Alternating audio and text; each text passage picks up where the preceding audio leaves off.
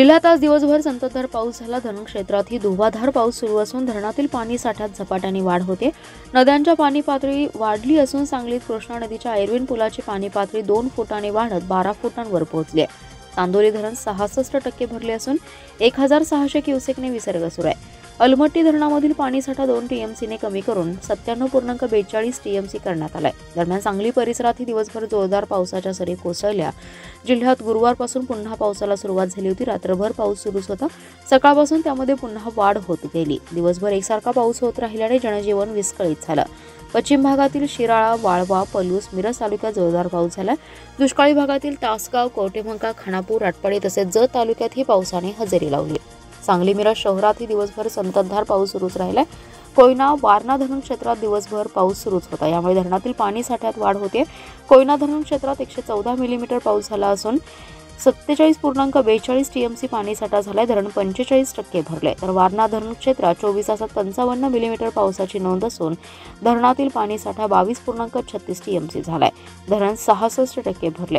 पावसाचा जोर वाढल्यामुळे कृष्णा नदीची पाणी पातळी दिवसभरात 2 फुटांनी वाढली आहे। सर्वत्रच जोरदार पाऊस होत असल्याने कृष्णा वारणा नदीकाठच्या नागरिकांमध्ये महापुराची धास्ती निर्माण झाली आहे।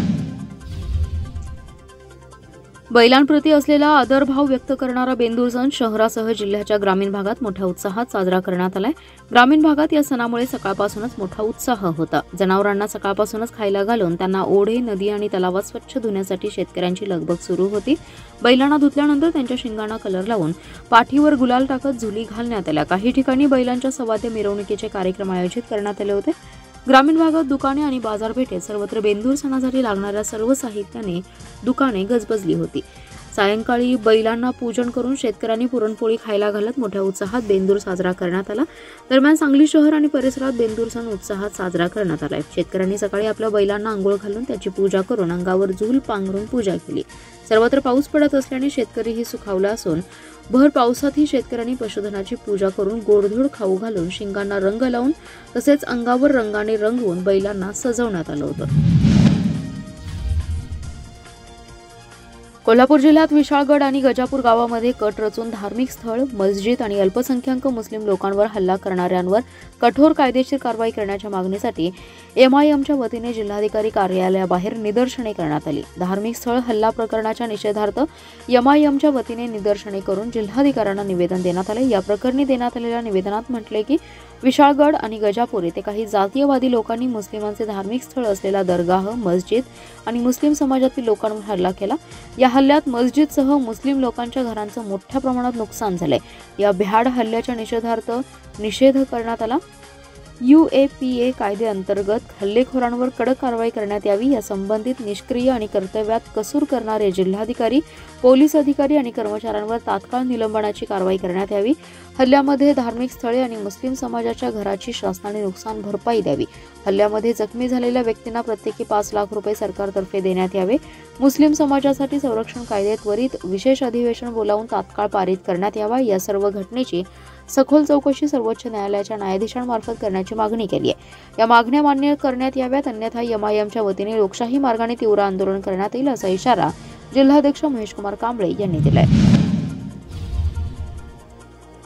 जिल्हा परिषदेने मॉडेल स्कूल नंतर आता अंगणवाड्यांचे रूपडे बदलण्याचा निर्णय घेतलाय। जिल्ह्यातील 333 अंगणवाड्यांमध्ये सौर ऊर्जा प्रकल्प राबवला जाणार आहे। त्यामुळे या अंगणवाड्या उजळून निघणार असल्याच्या आशा पल्लवित झाल्या आहेत। त्यासाठी जिल्हा नियोजन समितीमधून 5 कोटींचा निधी उपलब्ध झालाय। अंगणवाडीतील आधुनिकीकरणासाठी जिल्हा नियोजन समितीमधून या प्रकल्पासाठी निधी उपलब्ध झाला असून सध्या निविदा प्रक्रिया सुरू आहे। जिल्ह्यात 2782 अंगणवाड्या असून त्यापैकी सुमारे 500 अंगणवाड्यात सध्या वीज पुरवठ्याची सोय आहे।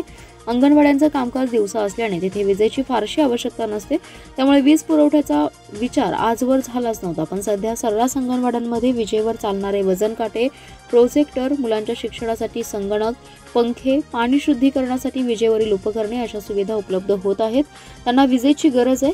प्राथमिक शाळांच्या आवारात असणाऱ्या काही अंगणवाड्यांमध्ये शाळेतून तात्पुरता वीज पुरवठा घेण्यात आलाय। माळ भागातील किंवा स्वतंत्र खोल्या असलेल्या अंगणवाड्यात मात्र वीज पुरवठ्याची सोय नाही।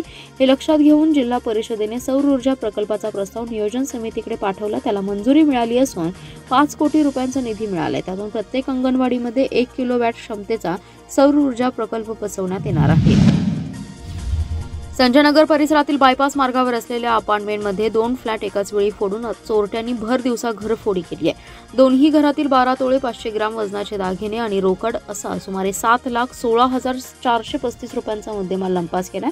सदर घरफोडीची घटना ही शुक्रवार दिनांक 19 जुलै रोजी सकाळी 1:15 ते 1:15 वाजण्याच्या सुमारास घडली आहे। या प्रकरणी नितीन संभाजी पाटील आणि ज्योती मनसुखलाल चौहान यांनी संजयनगर पोलीस ठाण्यात फिर्याद दिली आहे। घटनेचं गांभीर्य ओळखून अप्पर पोलीस अधीक्षक ऋतू खोकर यांनी पोलीस पथकांसह घटनास्थळी भेट दिली। संशयित चोरटे हे मोपेड दुचाकीवरून जाताना सीसीटीव्ही कॅमेऱ्यात कैद झाले असून त्यांच्या शोधासाठी संजयनगर पोलिसांचे 2 तर एलसीबीचे 1 पथक रवाना झाले। एकाच दिवशी भर दिवसा घडलेल्या या घरफोडीच्या घटनेनं परिसरात खळबळ उडाली आहे। या ठिकाणी श्वान पथक ठसे तज्ञांना पाचारण करण्यात आलं होतं। श्वान पथकाने काही अंतरावर मार्ग काढत घुटमळले। वंचित बहुजन आघाडीचे राष्ट्रीय अध्यक्ष प्रकाश उर्फ बाळासाहेब आंबेडकर यांनी आरक्षण बचाव यात्रा काढणार असल्याचं जाहीर केले। त्यांची आरक्षण बचाव यात्रा शुक्रवारी 26 जुलै रोजी कोल्हापूर येथून छत्रपती शाहू महाराजांच्या स्मृतीस अभिवादन करून सुरू होणार आहे। याच दिवशी सांगलीतील स्टेशन चौक येथे सायंकाळी 6 वाजता आंबेडकर यांच्या उपस्थितीत जाहीर सभा होणार असल्याची माहिती वंचित आघाडीचे राज्य उपाध्यक्ष सोमनाथ साळुंखे यांनी दिली आहे। वंचित आघाडीचे राष्ट्रीय अध्यक्ष प्रकाश आंबेडकर हे आरक्षण बचाव यात्रा शुक्रवारी कोल्हापूरमधून सुरू करणार आहेत। 25 जुलै रोजी मुंबईतील चैत्यभूमीला अभिवादन करून ते कोल्हापूरकडे निघणार आहेत। छत्रपती शाहू महाराज यांच्या समाधीस्थळाला अभिवादन करून सांगलीकडे यात्रा मार्गस्थ होणार आहे। 26 तारखेला सायंकाळी 6 वाजता सांगलीतील स्टेशन चौक येथे जाहीर सभा होणार आहे। यानंतर 27 तारखेला मिरज आणि कवठेमंकाळमध्ये सभा होणार आहे। तेथून पुढे सोलापूर जिल्ह्यात यात्रा जाणार आहे। या यात्रेत वंचित घटक एसटी एससी मुस्लिम समाजाने मोठ्या संख्येने सहभागी व्हावे असे आवाहन सोमनाथ साळुंखे यांनी यावेळी केलं। यावेळी राज्य महिला सदस्य डॉक्टर क्रांती सावंत, युवक राज्य उपाध्यक्ष इंद्रजित घाटे, जिल्हाध्यक्ष महावीर कांबळे, राजेश गायगवाळे, राजू मुलानी यांच्यासह पदाधिकारी उपस्थित होते। हरिपूर रस्त्याच्या काँक्रिटीकरणाचं काम करताना पाण्याच्या वाहिन्या, झाडे, गॅस वाहिन्या, विद्युत पोल आदींची माहिती न घेता काम सुरू केले, त्यामुळे कामाचा अडथळा निर्माण होतोय।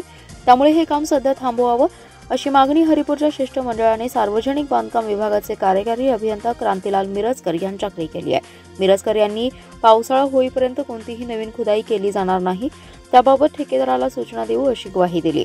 सांगली ते हरिपूर रस्ता काँक्रिटीकरणाचं काम फेब्रुवारी 2024 मध्ये सुरू झाले। हे काम चुकीच्या पद्धतीने सुरू आहे, त्याचा फटका हरिपूर आणि परिसरातील नागरिकांना बसतोय। त्यामुळे हरिपूर येथील काँग्रेसचे उपाध्यक्ष शिवाजी मोहिते, राजू बावडेकर, वृक्षप्रेमी शरद आपटे, नुलकर सर, संभाजी मोहिते, रुपेश बावधनकर, संदीप सूर्यवंशी, विलास पवार यांच्या शिष्टमंडळाने कार्यकारी अभियंता क्रांतीलाल मिरजकर यांच्याशी संवाद साधला।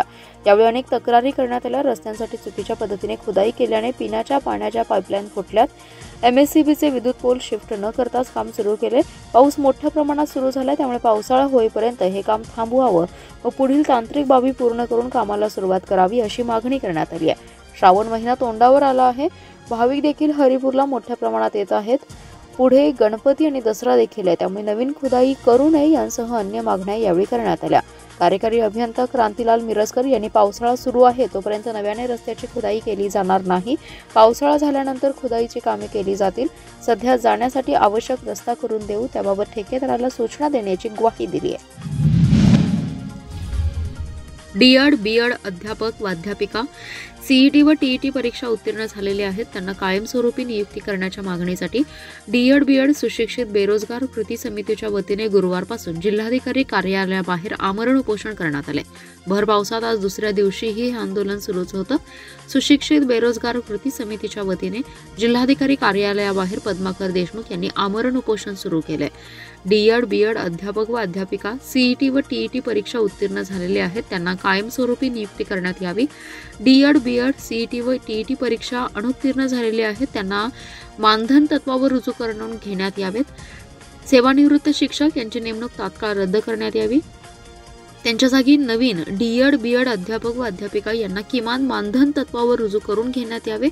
महाराष्ट्रातील सर्व जिल्हा परिषद, माध्यमिक, नगरपालिका, महानगरपालिका शाळांमध्ये सन 2009 पासून ते 2024 अखेर सरळ सेवा भरती प्रक्रिया बंद असून सुशिक्षित बेरोजगार अध्यापक व अध्यापिका यांच्या संख्येत मोठी वाढ झाली आहे। किमान मानधन तत्वावर D.Ed, B.Ed सुशिक्षित बेरोजगार अध्यापक व अध्यापिका यांना सर्व जिल्हा परिषद, माध्यमिक, नगरपालिका, महानगरपालिकेच्या शाळांमध्ये रुजू करून घेण्याच्या मागणीसाठी उपोषण सुरू करण्यात आले। जोपर्यंत मागण्या मान्य होत नाही तोपर्यंत उपोषण सुरू ठेवणार असल्याचा इशारा त्यांनी यावेळी बोलताना दिला। गजापूर येथे दंगल करणाऱ्या समाजकंटकांवर गुन्हे दाखल करावेत आणि नुकसानग्रस्तांना शासनाने तातडीने नुकसान भरपाई द्यावी अशी मागणी राष्ट्रवादी काँग्रेसच्या वतीने जिल्हाधिकाऱ्यांकडे करण्यात आली। यावेळी शहर जिल्हाध्यक्ष पद्माकर जगदाळे यांच्या नेतृत्वाखाली मागण्यांचे निवेदन जिल्हाधिकाऱ्यांना देण्यात आले। पद्माकर जगदाळे म्हणाले, विशाळगडावर काही समाजकंटकांनी दुकाने, घरे, गाड्या फोडल्या, अतिक्रमण काढणे सरकारचे काम आहे, पण काहींनी हल्ला केला। ही घटना निंदनीय आहे। ठराविक समाजाला टार्गेट करून हे कृत्य केलंय। ही शाहू महाराजांची भूमी आहे। दर्गा, मंदिर, सर्व धर्म समभाव आहेत। अतिक्रमणाच्या नावाखाली काहींनी एका समाजातील व्यक्तींना टार्गेट करून हल्ला केलाय, हे चुकीचे आहे। या हल्लेखोरांवर कारवाई होणं आवश्यक आहे। उपमुख्यमंत्री अजित पवार यांनी देखील भेट घेऊन नुकसानग्रस्त भागाची पाहणी केली आहे। त्यांना भरपाई देखील देण्याचं आश्वासन दिलंय, पण या घटनेचा राष्ट्रवादी काँग्रेसच्या वतीने निषेध व्यक्त केला। संबंधितांवर कडक कारवाई करण्याची मागणी जिल्हाधिकाऱ्यांकडे केली असल्याचे पद्माकर जगदाळे यांनी सांगितलं। यावेळी राष्ट्रवादीचे शहर कार्याध्यक्ष जमीलभाई बागवान, शहर जिल्हा उपाध्यक्ष वसीम नाईकवडी, तौहीद शेख, इम्तियाज भालदर, तौहीद फकीर, दादासाहेब कोळेकर, राधिका हरगे, आयशा शेख, तबसुम मुल्ला, चंपाबाई कागे, श्यामल ढोबळे, सुनीता जगधन, संगीत पोपळगर आदी राष्ट्रवादीचे पदाधिकारी उपस्थित होते। आटपाडी तालुक्यातील झरे येथे महाराष्ट्र बेंदूर सणानिमित्त आमदार गोपीचंद पडळकर यांनी त्यांच्या निवासस्थानी नंदीची पूजा करून साजरा केलाय। आमदार गोपीचंद पडळकर यांना पशुधनाबाबत आपुलकी आहे। विधान भवनात विविध शेतकऱ्यांचे प्रश्न मांडत असतात, त्यानुसार शासन त्या प्रश्नावर सकारात्मक निर्णय सुद्धा घेत असतात। महाराष्ट्रातील परंपरा जपण्याचं काम ते करत आहेत। शेतकऱ्यांचे पशुधन उत्तम प्रकारे संगोपन करून त्यांनी शेतातील काम सुद्धा करणे गरजेचं आहे। सध्या आधुनिक तंत्रज्ञानाच्या जोरावर शेती पद्धत बदलत असून पशुधनाला प्राधान्य दिले पाहिजे, कारण ते महाराष्ट्राचे पशुधन आहे। सरकारने बैलगाडा शर्यतीवर बंदी घातली होती। आमदार गोपीचंद पडळकर यांनी झरे येथे बैलगाडा शर्यत घेऊन ठोस निर्णय घेण्यासाठी प्रयत्न केले होते। शेतकऱ्यांचे पशुधन जगले पाहिजे या पाठीमागे त्यांची भूमिका होती। यावेळी जिल्हा परिषदेचे माजी समाज कल्याण सभापती ब्रह्मानंद पडळकर, कैलास वाघमारे, विलास चव्हाण, सचिन माळवे, आकाराम सुळे, अथर्व पडळकर, राजवर्धन पडळकर, सोमनाथ कुंभार, योगेश पडळकर उपस्थित होते।